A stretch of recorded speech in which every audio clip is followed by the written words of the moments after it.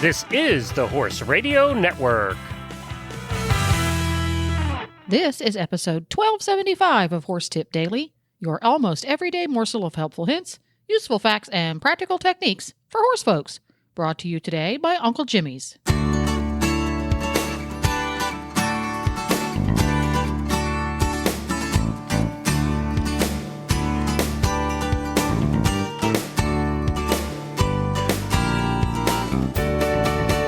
Greetings, horse people. Coach Jen here, and thanks for tuning in to Horse Tip Daily. Today, I am joined by Dr. Brian Waldridge, also known as Dr. B, and he's going to talk with us about how your horse's joints are made. And we'll get right to our tip after this from Uncle Jimmy's.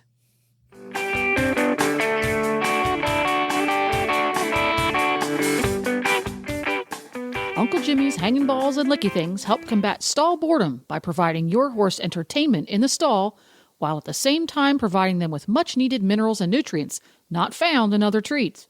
Uncle Jimmy's has training treats covered, too, with Uncle Jimmy's Squeezy Buns. Every deliciously soft, squishy treat is individually wrapped for freshness, so your pockets won't get gummed up. Ask for Uncle Jimmy's Hanging Balls, Licky Things, and Squeezy Buns at your local tack and feed supplier, or you can go online to uncle-jimmys.com.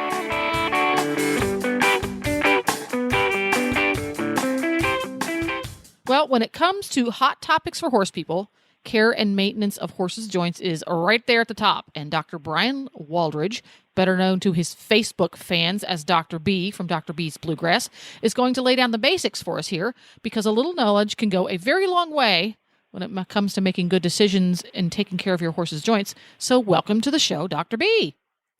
Well, thanks. It's always great to spend time with you guys. I enjoy it more than you know. Well, it's so fun to have you because you have great information for us, because you explain it so that regular people can understand it. And you also always have really great stories because you're right there in the thick of things in Lexington, Kentucky.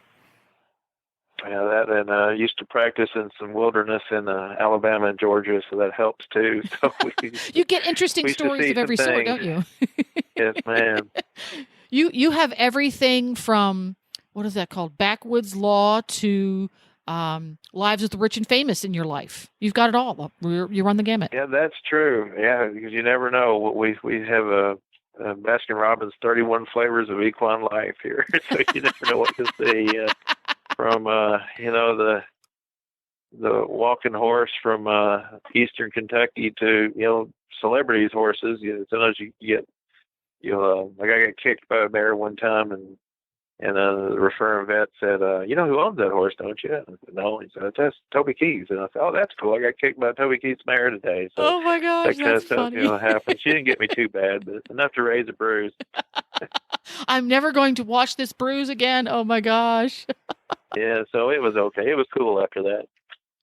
So do you find yourself, when you go to a new client whose animals you have not met before, and you don't know the owner personally, because frequently these animals are taken care of by professional farms, and you are speaking with the caregiver and the barn manager, do you find yourself at all intimidated or more careful when you find out that a horse that is in your care belongs to someone rich, famous, infamous, etc.?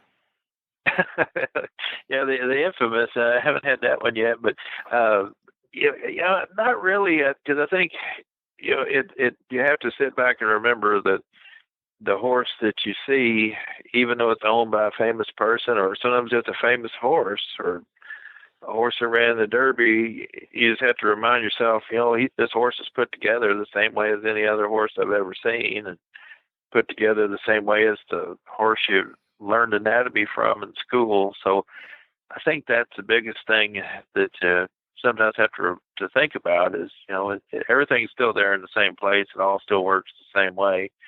And, and no matter what the horse is, you always want to do your best job and do what's best for the horse. Yeah, that's true. So, as long as you keep that in mind, yeah, can't go wrong there. It'll be all right. Yeah, and that's why I tell interns, that come with us, and as they rotate through and get to go see some cool farms and famous horses, I'm going to go to old friends.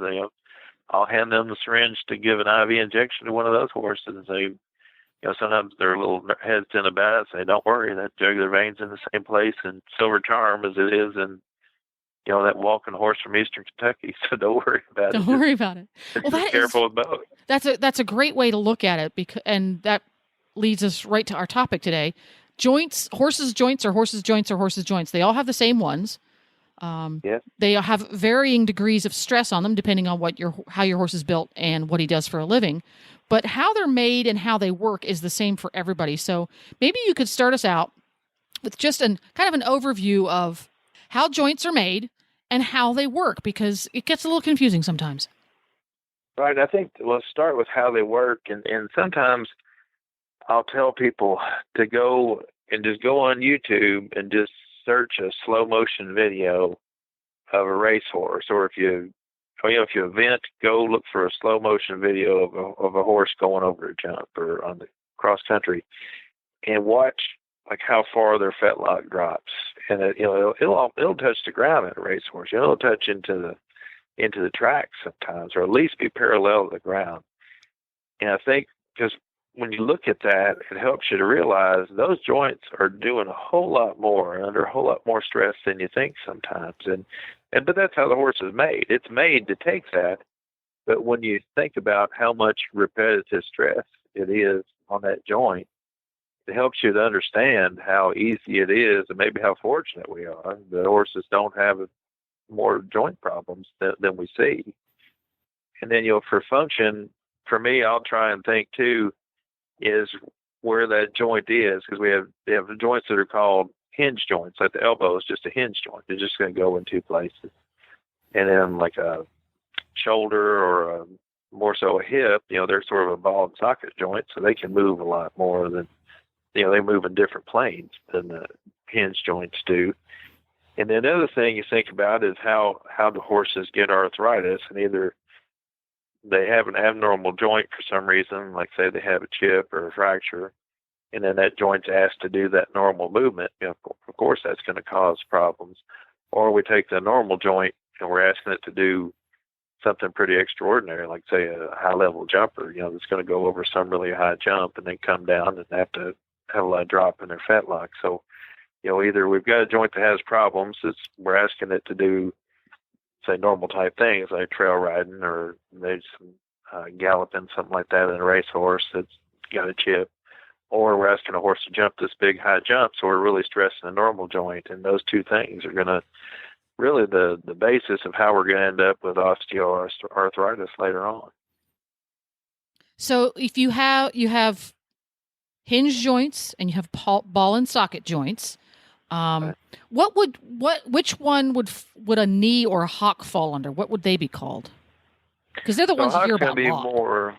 Hocks will be more of a hinge, but then the little bones at the bottom of the hock, they'll actually rotate some too. So really? those ones are going to rotate in, and then there's, at the top of the hock where the tibia, the big bone comes in, there's a groove, and it sort of will move back and forth like a hinge, but that groove will help to stabilize the joint. And then the other thing I need to talk about is, there's soft tissue structures in there that help to hold the joint. Now we're going to get to the really opposition. confusing part. This is where it really gets confusing, people. So put on your thinking cap. Go ahead. All right. So, okay. Made out of aluminum foil so people can't read my thoughts. There we go. A fellow Marvel Comics fan. Yay. So we've got the bones that basically have either a hinge joint or a ball and socket joint. And holding it all together, we have assorted bits of soft tissue. So continue. So there we've got tendons and ligaments and, muscle on some of those joints. And, the other thing to think about is the shoulder joint, which is one we don't really see a whole lot of disease in. But really, if you look at a horse skeleton, that shoulder joint, the scapula, the shoulder blade, isn't attached to the skeleton. That's held on by muscle. So, really? That's another one that we don't really, so luckily don't see much shoulder problems, but really the shoulder is totally supported by muscle outside the body. So let me take a break here. And when we talk about the shoulder joint, the actual shoulder joint is located at that pointy part in the front where he always gets blanket rubs, right? Yes, okay. Right. And so there's the big shoulder blade, and then there's muscle to the rest of the skeleton. So there's not any attachment there There's the no rest of the attachment. way. So horses don't have a clavicle, so they don't have any attachment. there you go. Then they can't break it, but maybe that's not good either. So we have tendons and ligaments, and they can be a little confusing because they look like they should be the same thing, but they're not. Right. And tendon is going to tie a muscle into bone, and a ligament's going to be bone to bone. Generally, is kind of a really broad definition.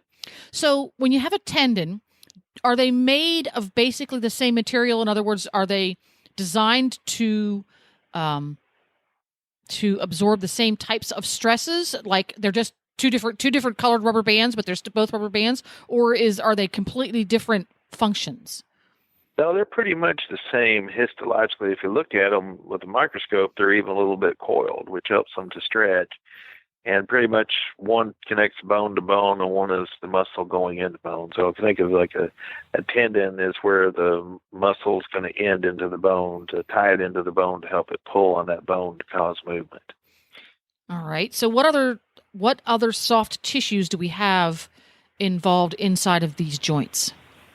Well, you have things like the meniscus and the stifle joint, which people have. That's kind of like a little cushioning apparatus that allows the tibia, the big bone in the top of the leg there, that kind of cushions it as it articulates with the tibia, the next long bone in the leg. So there's in there, and horses have cruciate ligaments, and there's also, even in the knee, there's little ligaments that tie those carpal bones together. And then another place where we can have problems is what people call the XYZ ligaments, because they're kind of shaped like that if we look at them with ultrasound to help tie the bones there, the sesamoid bones in the back of the ankle to the pastern. So those little ligaments can also get damaged and stretched, and that can sometimes cause a pretty significant lameness and be hard to diagnose. So we have now, is a meniscus the same as cartilage? It's sort of similar in that it's a cushioning, and it's a thicker cartilage type material, but it's not like cartilage that's on the end of the bone. It's more of a true cushion that sits in there, and so it helps to be a shock absorber, and probably part of its role is probably to connect or to protect that cartilage below it too. But it's basically, if you look at it in a microscope, it's going to be closer to cartilage. Yes. Okay, so we've got cartilage and meniscus, which are kind of in the same family, and we've got tendons and ligaments. They're in the same family. Yes. What about something called a joint sac? What the heck does that do, and why is it there?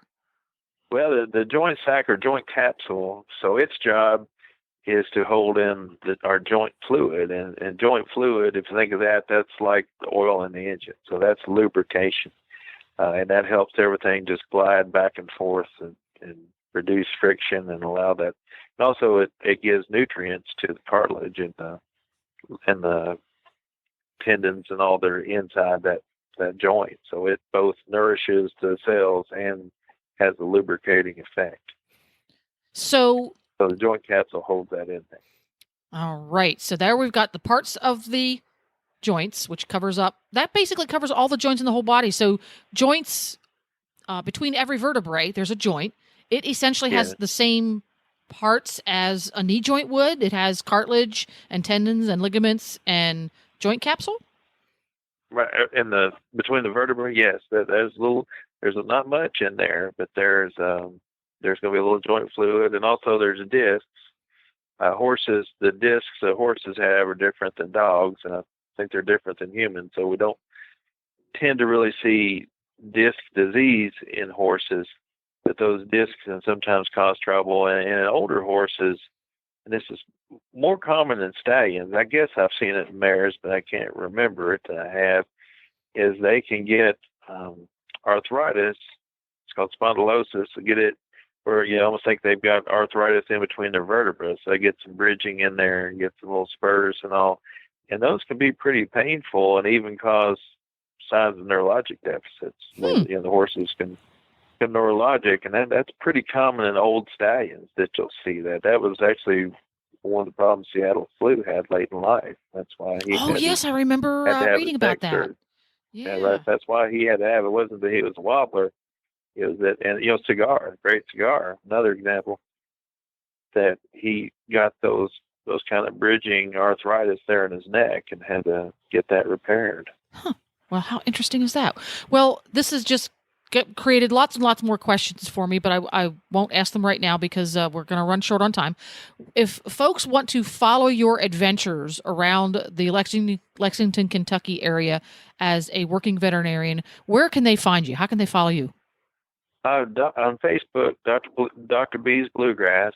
And I promise you, I'm going to get my GoPro camera going soon. Just get yourself some Google glasses and just put the Google glasses on. It's easy. You don't have to think about it. And just wander Really? around. I didn't even know there were Google glasses. Oh, yes. That's what the police force uses. They use Google glasses. So I need to Google glasses and find out about them. Check that out because you don't have to hold it. It just films things for you. Really? Yep. All right. Well, see, there we go. So because I've got to do it. I thought once falling season ends, I'm going to have all this time, and I still don't have time. That's the life of a veterinarian, Dr. B. Well, I just need to do it because I just think just today I went to old friends. We were saying, oh, this would be the coolest thing to show. And so I've got to do it. I need to do it. You got to do it. There you go. Well, get Google glasses, and you'll be in. Right. You'll be in no time. All right. All right. Well, thanks a lot. And we'll be back again soon. Our next installment of Joint Care for Your Horse, we're going to talk about inflammation. So stay tuned, folks. Well, there you have it. You can find links to today's guests as well as lots more tips at horsetipdaily.com. Make sure to have all of your favorite Horse Radio Network shows with you wherever you go by downloading the free Horse Radio Network app for your iPhone or your Android. Go to your app store and search Horse Radio Network. You can also subscribe via iTunes. And thanks again to today's sponsor, Uncle Jimmy's. You can find them online at uncle-jimmys.com. This is Coach Jen, and I'll be back again soon with another tip. So until then, go ride your horse. The Horse Radio Network and the Horse Radio Network hosts are not responsible for statements made by guests on the Horse Tip Daily. Please use your own judgment when listening to the tips on this show.